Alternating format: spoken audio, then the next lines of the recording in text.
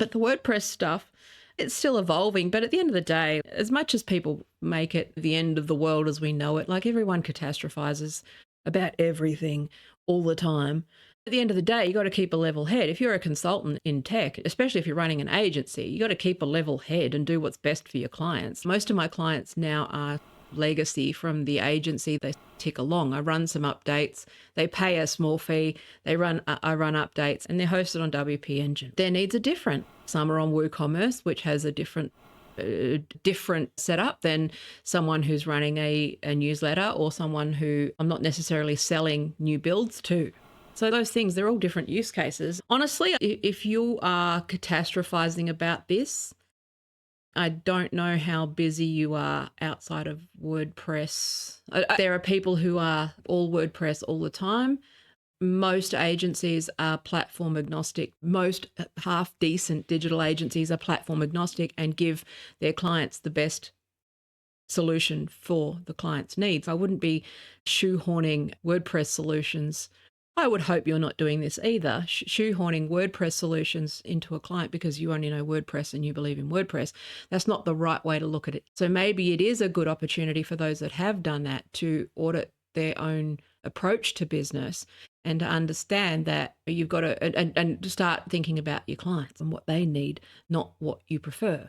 Now, the problem with the WordPress ecosystem is that I have a different view on it because I use as few plugins as possible. The number of websites, when we were running the agency, the number of websites that we would inherit that were so poorly architected and plugins on plugins for everything, and they all had overlapping features and admin notices with upsells and everything everywhere. That's not how a mature consultant, agency, provider or freelancer should approach these things, is just installing plugins.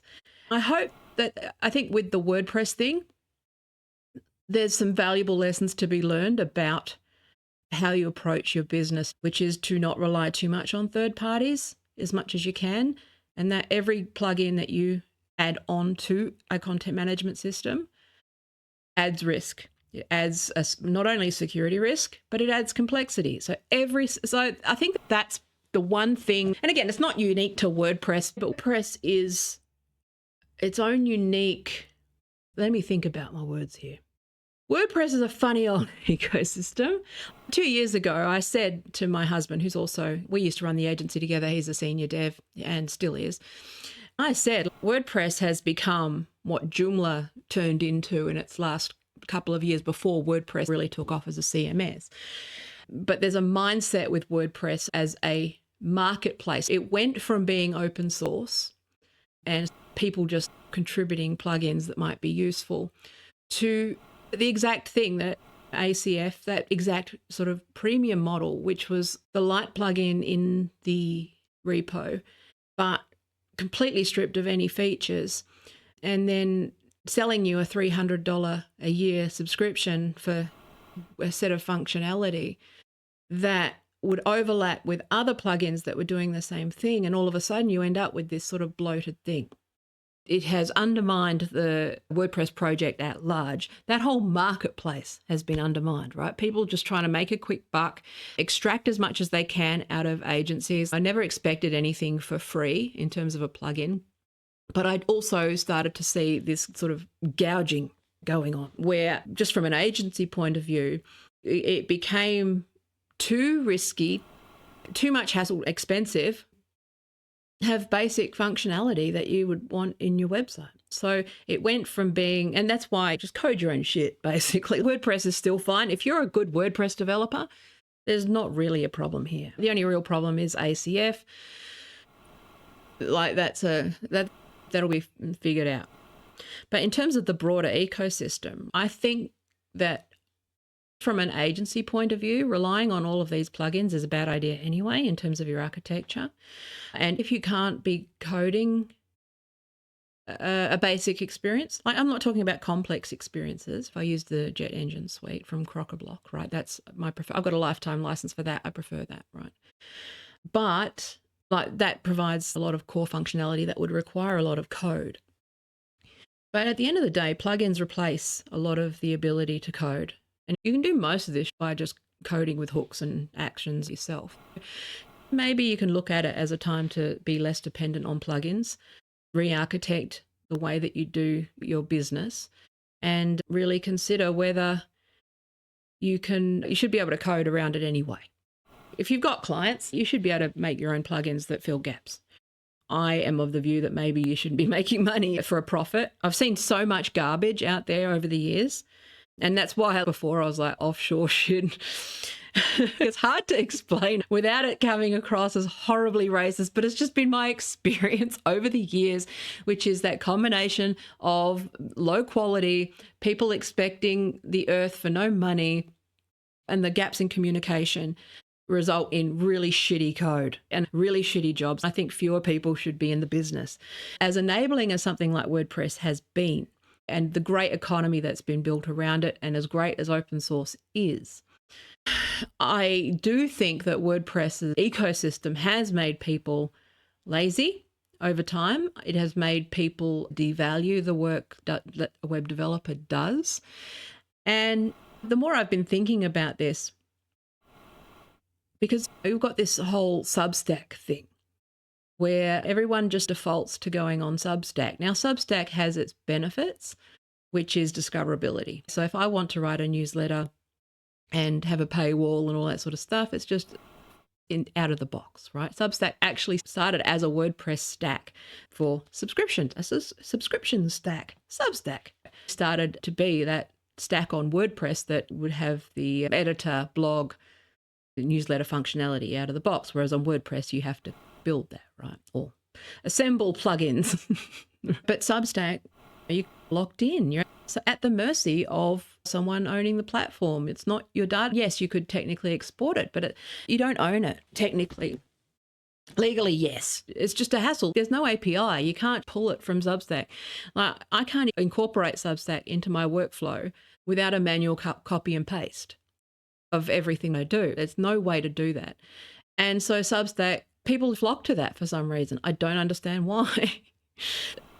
Again, that's one of those things that I've had to concede over the years. People really don't care about the things that I care about, which is owning your data, building something, building a unique experience that keeps people coming back.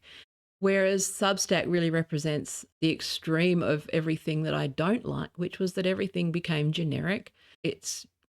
Nobody values the development hours and the work that goes on behind the scenes. Everyone thinks that they're a developer when they're just really doing assembly of other people's code. This comes from me inheriting various websites, taking over projects, auditing other people's work for many years. The state of the industry is poor. Seniority is definitely not valued. People expect to pay $200 for something that I would charge $20,000 for. People don't necessarily differentiate between those two things. I remember we offered to help a friend out some years ago, and they had a WordPress website. It was a membership site. It was complex, but it hadn't been updated in 2 years, so all the plugins were crap. It was spaghetti code. They had 3 different page builders in it. They had WP Bakery because the theme had its own builder, and then it had another builder for the slider and another builder for this. Oh my God. She paid a few $1,000s for it at the time. I looked at it and I was just like, I can't believe that someone charged you for this. It's a disgrace.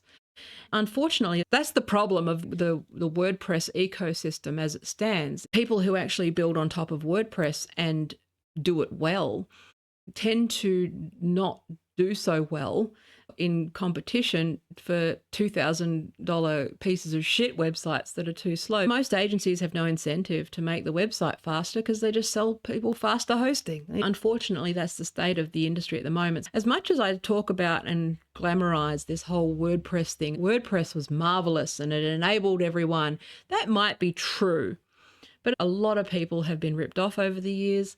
While the barrier to entry in the industry has lowered, so is the quality. And so you do, again, like the problems that Matt Mullenweg is talking about with regards to things like WP Engine and that ecosystem of stripped down features in the repo only to force you to buy the commercial version of the plugin, that's a real fucking problem. in the WordPress community. Now, ACF wasn't necessarily like that. ACF did have tremendous value, but Jetpack does the same thing. We're going to force this feature. You're going to have to write code to make sure the feature doesn't annoy you the whole time and bloat your website. Like the AI thing in Pack, I have to write code to turn it off. Most people don't know how to do that. They're always on the... Are there any user experience people in this business anymore? They're always just trying to get their slice of the market with no consideration for the user experience, no consideration for even interoperability between plugins.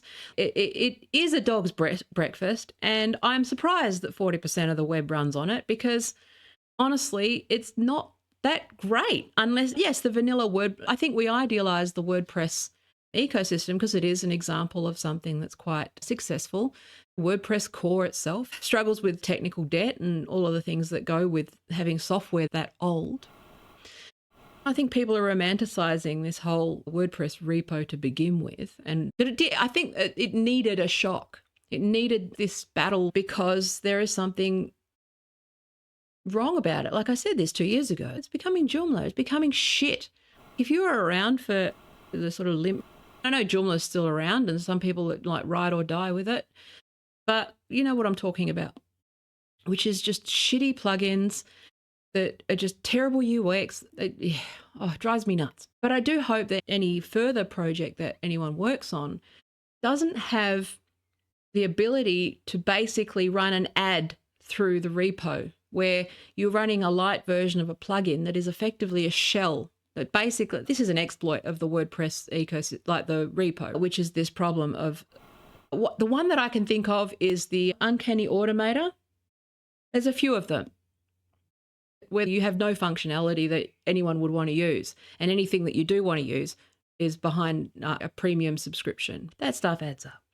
I don't like the use of the repo for that, which is that giving the shell light version of a plugin but actually does nothing other than sell you a commercial. I think that is misleading, and I think that is a problem within the WordPress ecosystem. I tried to build something on top of WordPress using BuddyBoss, but BuddyBoss is a fork of BuddyPress, and it's a good product. Like I don't have a problem with BuddyBoss, but it really does show how you buy one plugin, you end up having to install probably 40 plugins to get even remotely what you need or want. Obviously, you could code it. I prefer to code it if I can, but that carries its own hassles and risk and cost and all that sort of stuff.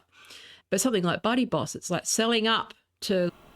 So let's just say you want to build a basic site with some social features, a little bit of an LMS, and some basic e-commerce features, right? That's easily... You're looking at a couple of grand a year straight away, which again is fine. It's still cheaper than having someone build it bespoke, but you're going to end up with garbage. It ends up looking like shit and it's bloated. And even then it doesn't do 100% of what you want. So you may as well just build it from scratch. So I think that the way that people are talking about WordPress is glossing over some problems with it in the beginning, the problems that have emerged over time. And I think everyone's saying that WordPress agencies are not talking about it. No, because most of them don't care. They'll just move to the next thing and sell whatever's most profitable. I saw it happening in real time, but you've got that lag of people who are suddenly like, they've got a stance on it and it's the most fence-sitting thing you could ever imagine. And it's basically, we like both people. I'm going to go with whoever is most profitable for me, but I'm still going to suckhole all of them. No, they make no position. And then they basically explain it to everyone else. Like, no, fuck off. I've seen a lot of these comments from agency people particularly who are like, oh, here's my take that isn't a take. Thank you for that. All right, what's your advice? I think it's worth considering whether you move or not. In reality, some are going to stay on WP Engine. I'm not doing new builds anymore. If I was doing new builds, I probably wouldn't be building on WordPress now anyway, because WordPress is not fit for purpose and it hasn't been for some time. This would be the kick in the pants that we need to actually justify switching frameworks. It used to be, I would have said I would have said 6 months ago, if you'd asked me whether you should set up a Substack, I would have said no. I would have said set up a WordPress site. You can do it yourself. But now there's other alternatives such as Ghost. Okay, so Ghost is basically out of the box great CMS. Yes, it is a hosted solution, but they have an open source version of it that you can download and install and implement yourself. Again, same thing with WordPress.org.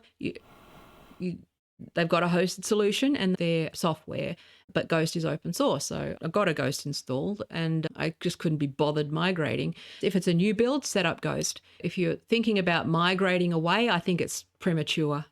I think you're better off just sticking with WordPress. Your use case depends on if you're focused on your actual clients and not just on you and what your workflow looks like.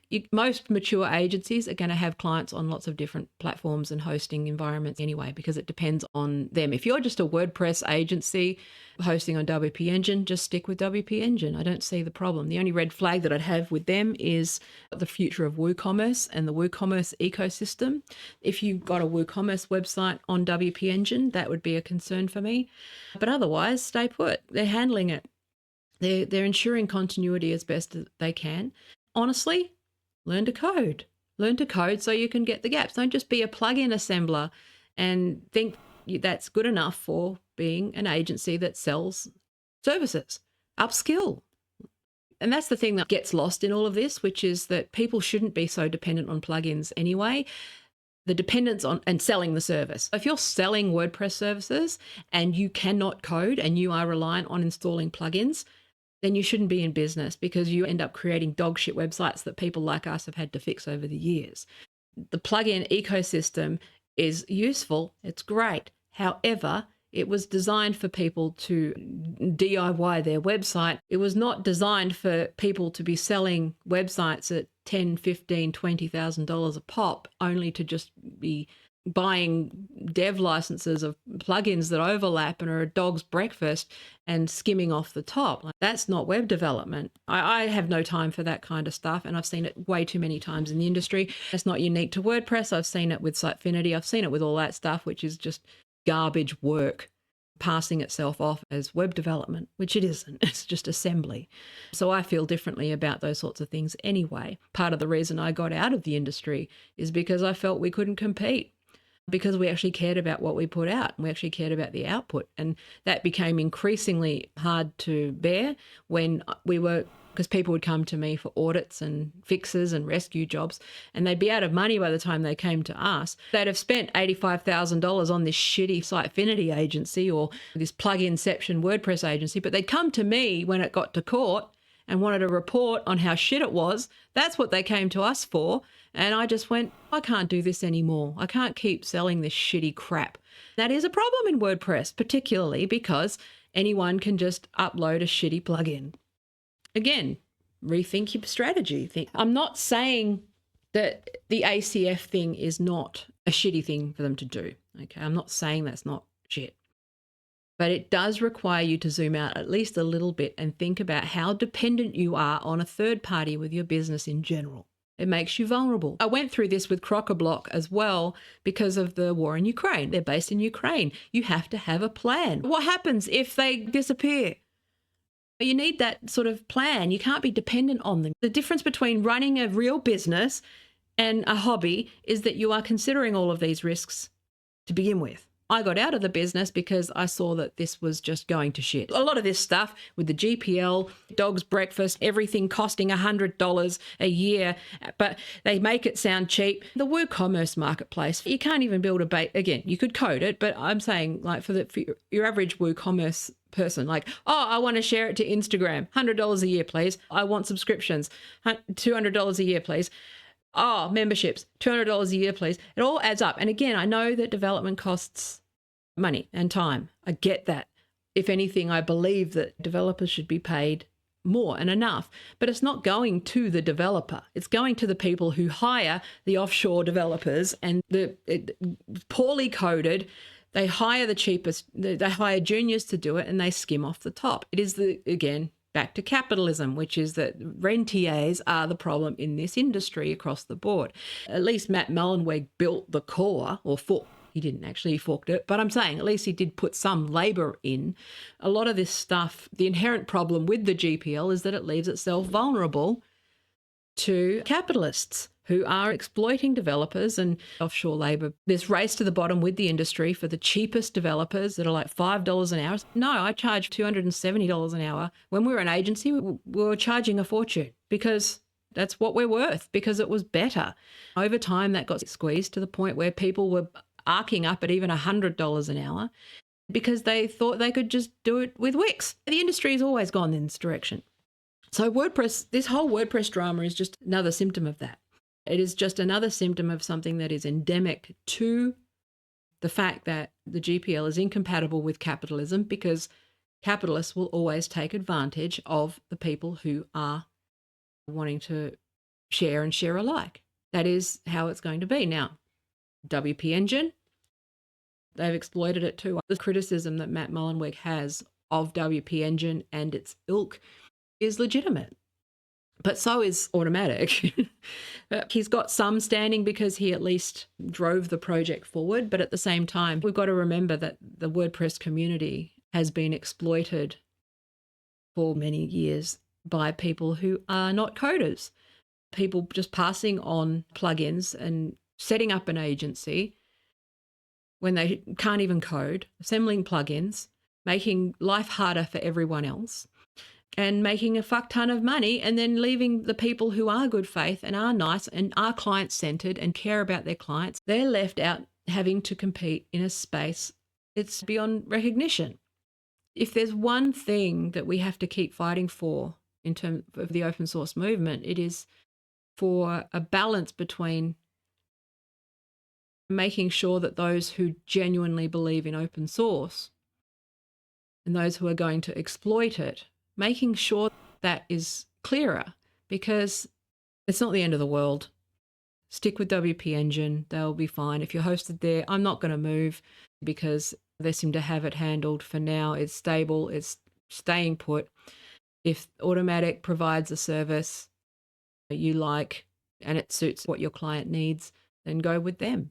If you want to self-host and go to a different repo, then do that. It's not a big deal. A lot of the drama around it doesn't have massive implications for the business because people are going to do what they're going to do. If you're client focused, you'll do what's best for your client. If that involves the next build being on a different CMS, then fine. Or you continue with WP Engine, or you stay with Automatic, or you move slowly away from WooCommerce because you think that marketplace might have some risk attached to it, so you move away from it. And if you're a developer who's hitched your wagon to WordPress, then pick a side and keep developing there. That ecosystem will grow, right? That's how open source works, right? I think it's, as much as it's like a big drama and obviously the behavior is terrible and all of that sort of stuff, anyone who called me asking for my advice would be, okay, what's the use case? Where are you at now? Is it a new build? Is it not? Because I wouldn't be recommending WordPress for new builds anyway, really, because it's really not. Unless, yeah, because I've never been that kind of shop. Like some shops just set up a WordPress multi-site and sell templates and stuff, and they just try to shoehorn the client into their system rather than the other way around. And I have a problem with that, right? But because I've always been bespoke, so it's a bit different. But if someone was to approach me right now, I'd say, if you want to, don't set up Substack, set up Ghost, go to Ghost Pro, set that up there. But you're going to have to learn the templating language, which is fine, or pay for it. God forbid you actually pay for a web developer or a designer to do your work for you. If it's a new build, go with Ghost. If you're on self-hosted WordPress.org, think about which repo you're on. You might want to look at hiring a developer. But at the end of the day, you still own your website. You can turn off auto updates and have someone do security patches as needed. There's no need to always update unless it's a security update. I know a lot of places that froze at WordPress 5 because they didn't want the Gutenberg stuff. Right? Various other people stay with the WordPress version they're happy with. And they take out the stuff they don't want and build from there. You don't always have to update to the newest thing. As long as it's doing what you set out to do with it, set and forget, then there's no problem, okay? If you're on WooCommerce on WP Engine, I'd be concerned, especially if you're buying premium plugins. through WordPress. If you have subscriptions and memberships, I'd be worried that you might end up blocked somehow. I'd think about maybe moving to self-host.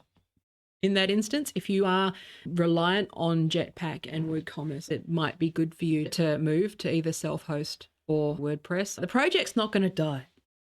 It's not over. There might be some security issues. It's going to be risky, mostly because there's always a new vulnerability with WordPress, but just install a good security plugin and you should be okay. I think people tend to overstate the thing happening in front of their face is the most important thing, and then it just fizzles out and they move on to the next thing, because apparently we've got no object permanence anymore.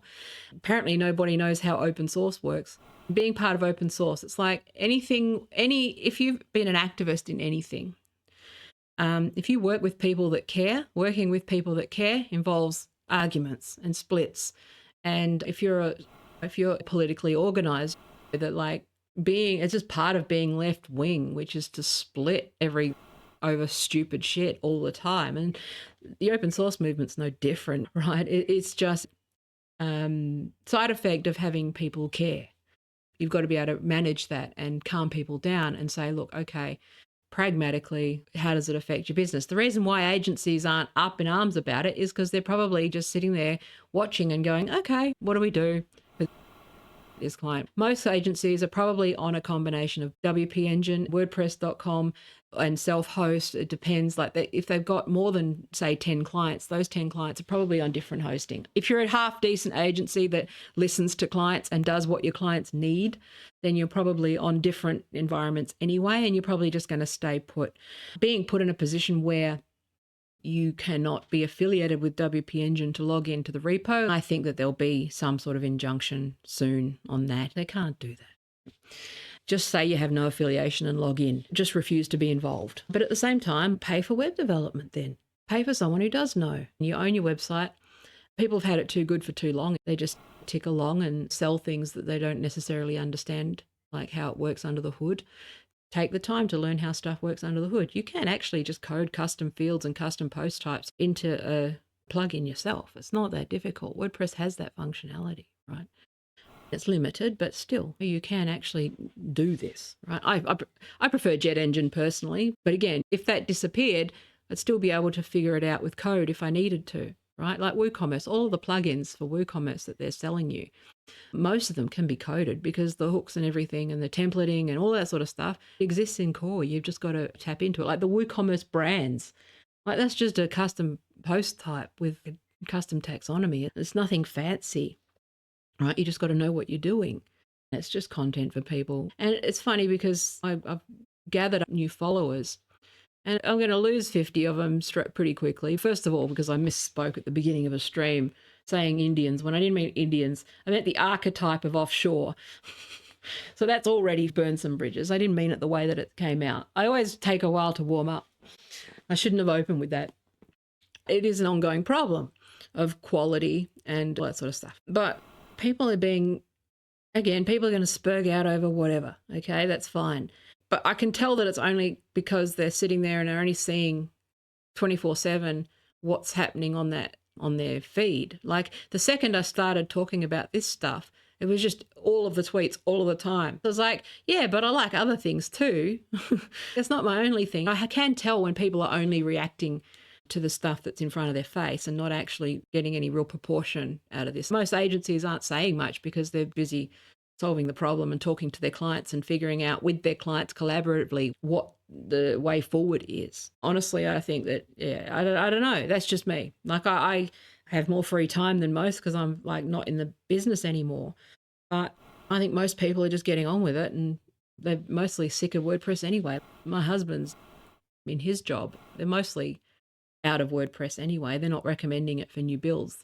They're doing custom stuff. He went with Astro at his previous job, and at the moment they're working in a few different things. Some WordPress. The good agencies are platform agnostic anyway, and this is just part of the life cycle.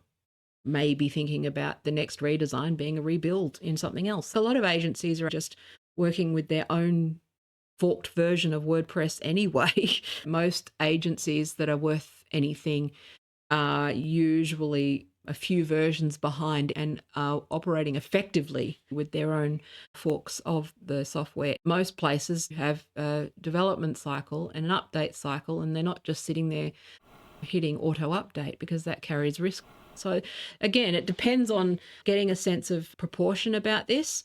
I think because I've only got a few clients that are just legacy clients now, my own website and a few side projects, I have been an enterprise agency. I've been a freelancer, and in freelance land, everything is the whole world because that's your tool and the end of the world. When you're operating at a bigger scale with more diverse clients, it's not the end of the world. Okay, it's not. Just pick a side. Pick a side if you have to. Otherwise, don't. Just keep going on with your business.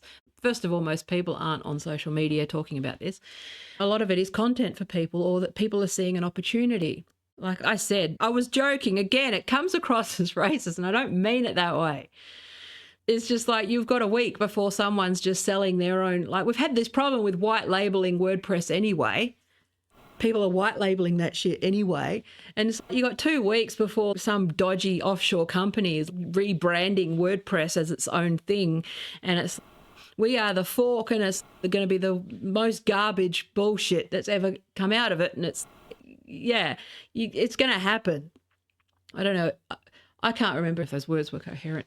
They weren't. I'm so tired today. So the WordPress, honestly, I don't really have much to say about it outside of just chill. Don't be a fucking... there's a few that are just getting into stalker territory at this point. And I understand that it's very exciting and it's very interesting and is behaving very badly. I think I'm in a unique position because I'm studying tech law, and I live in a country where defamation law is a lot tighter than the United States. We don't have a freedom of speech defense, so it's a little bit different. But we're also subjected to things like the Online Safety Act and that sort of stuff, right? If I get any kind of red mark on my record, that's going to make it very difficult for me to practice as a lawyer. I'm always thinking about how things look from that perspective. Okay? I try to be the change I want to see. Some people are looking a little bit cyber stalky at this point. Like I did joke about his mum, and that felt a bit icky. It was funny. Doesn't mean it's not funny, but I can tell that the bullying and the drama gets high engagement. Like I can tell that it gets engagement. I know that it gets engagement. And the more level-headed stuff doesn't. But that's a red flag to me, right? And it's not that I'm not supportive. It's not that I don't want to. I'm happy to help anyone who wants to take action or use me as a resource or wants my advice or anything like that. So some people are looking a little bit stalkery at this point. At the end of the day, if you've got clients to serve, it doesn't matter. If you can code, fork it yourself. Just say, oh, I'm forking it, and manually set up a multi-site, manage it yourself, and get on with your business. But that's just me. Again, as interesting as this is and fun as it is, people just always go way too far with it. Build a cult around it. Here we go with the fandom and anti-fandom dynamics that is always present in every fucking thing that we do. And it's just, oh, for fuck's sake, I've got other things I want to talk about.